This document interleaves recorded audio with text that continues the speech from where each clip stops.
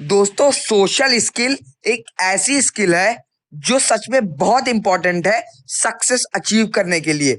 और ये skill almost हर successful इंसान में होती है। आप कैसे लोगों से बात करते हो, आपकी बॉडी लैंग्वेज और आपकी पर्सनैलिटी एसेट्रा एसेट्रा, ये बहुत मैटर करता है आपकी सक्सेस और फेलियर में। और आज की इस वीडियो में मैं आपके साथ 4 पॉइंट शेयर करूंगा जो आपकी कम्युनिकेशन और इन्फ्लुएंसिंग स्किल को अच्छा करने में आपकी बहुत हेल्प करेगी। ये बातें मैंने आपको how to win friends and influence people by Dale Carnegie से बताई है। So let's begin. Point number 1, don't blame others and never criticise.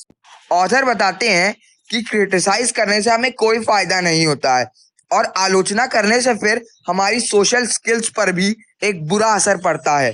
Author बताते हैं कि जब भी हम किसी को क्रिटिसाइज करते हैं तो उससे उसकी सेल्फ रिस्पेक्ट को ठेस पहुंचता है, जिससे फिर वो इंसान आपके प्रति एक नेगेटिव बिलीव रखता है, भले ही फिर आप कैसे भी इंसान क्यों ना हो।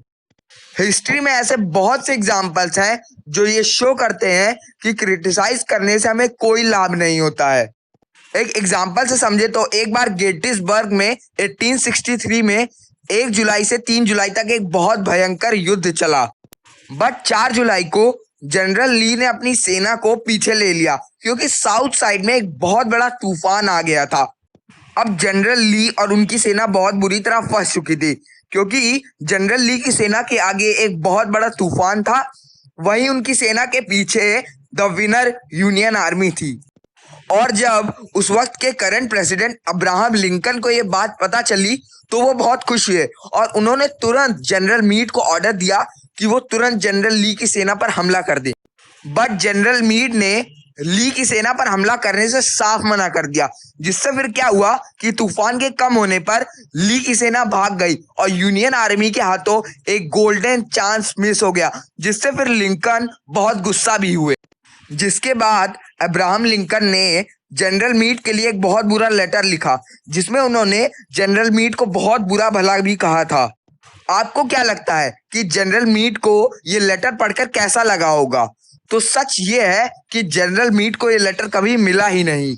जब लिंकन ने ये लेटर लिख लिया तो उन्हें लगा कि नहीं, वो जल्दबाजी कर रहे हैं और व्हाइट हाउस के शांत माहौल में रहकर मीड को दोष देना गलत था, जिससे फिर लिंकन ने वो लेटर जनरल मीड को नहीं दिया।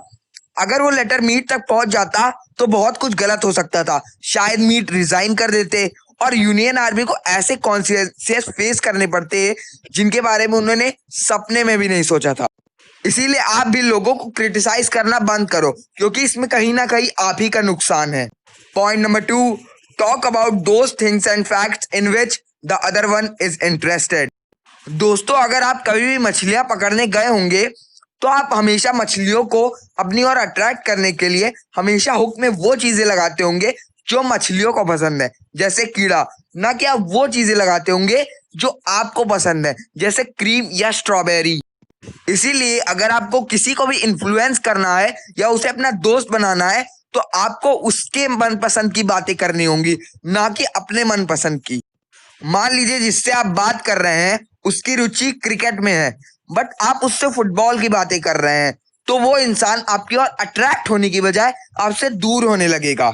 इसीलिए अगर आपको किसी से भी अपना काम करवाना है तो पहले आपको ये देखना होगा कि जिससे आपको अपना काम करवाना है वो क्या चाहता है। हैरी ए ओवरस्टीट अपनी बुक इन्फ्लुएंसिंग ह्यूमन बिहेवियर में कहते हैं कि इन्फ्लुएंसिंग स्किल्स के सबसे बड़े सीक्रेट्स में से एक है कि हमें हमेशा दूसरों के मनपसंद की बातें करनी चाहिए, जिससे फिर आप उनको इन्फ्लुएंस करने में सक्सेसफुल हो सकते हैं, ना कि हमें अपने मनपसंद की बातें करनी चाहिए।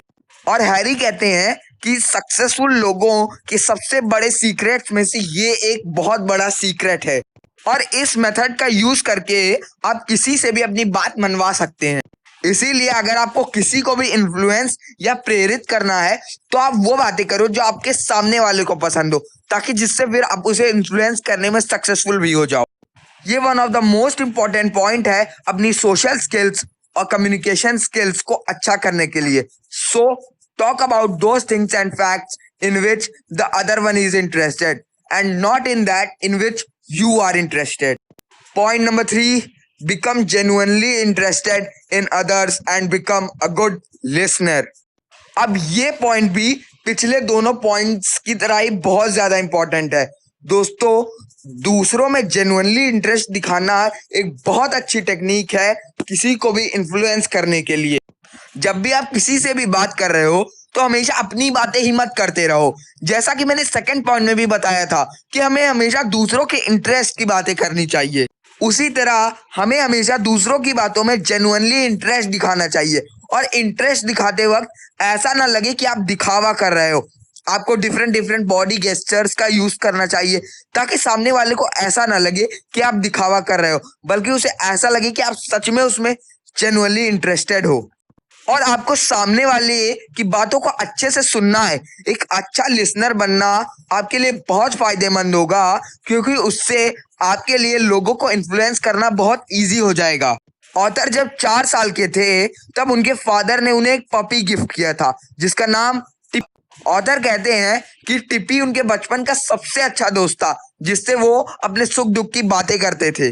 और ऑथर ने अपनी बुक में कुत्तों की एक बहुत स्पेशल स्किल्स के बारे में डिस्कस किया है जिसकी वजह से मैक्सिमम लोग डॉग्स पालते हैं।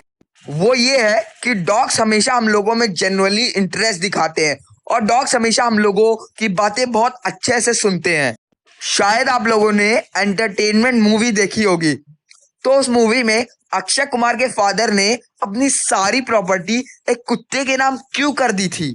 ऐसा इसलिए हुआ था क्योंकि एंटरटेनमेंट हमेशा अपनी मालिक की बातों को गौर से सुनता था, उन्हें समझता था और उनकी बातों में जेन्युइनली इंटरेस्ट दिखाता था, जिससे फिर वो उनके सुख दुख का साथी भी बन गया। और इसी रीजन की वजह से मरने के बाद उसके मालिक ने अपनी सारी प्रॉपर्टी एंटरटेनमेंट के नाम, मतलब एक कुत्ते के नाम कर दी। डॉग्स की बहुत अच्छी लिसनिंग स्किल्स और उनका दूसरों में जेन्युइनली इंटरेस्ट दिखाना ही उनको इतना चहेता बनाता है। और अगर आपको भी सबका चहेता बनना है और एक ऐसा इंसान बनना है जो इजीली किसी को भी इन्फ्लुएंस कर लेता है, तो आप एक गुड लिसनर बनो और सबकी बातों में जेन्युइनली इंटरेस्ट दिखाओ। So become a good listener and become genuinely interested in others. Point number 4. For a person, his name is the sweetest word of the world. Name एक ऐसी चीज है जो आपको बहुत हेल्प कर सकती है किसी को भी इन्फ्लुएंस करने के लिए।